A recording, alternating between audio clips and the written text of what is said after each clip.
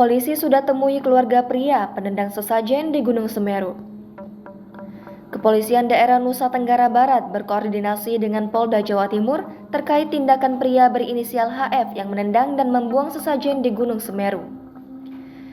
Kabid Humas Polda NTB, Komisaris Besar Polisi Artanto mengatakan pihaknya telah menjalin komunikasi dengan Polda Jawa Timur terkait video viral HF yang disebut-sebut sebagai warga asal Lombok Timur.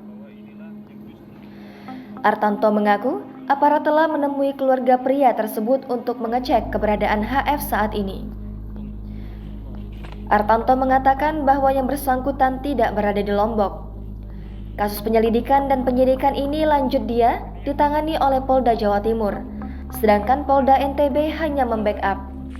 Bahwa inilah yang justru mengundang murka Allah, hingga Allah menurunkan azabnya. Allahu Akbar. Allahu Akbar. Allahu Akbar. Takbir. Allahu Akbar. La haula wala quwata illa billahil aliyyil azim. Allahu Akbar.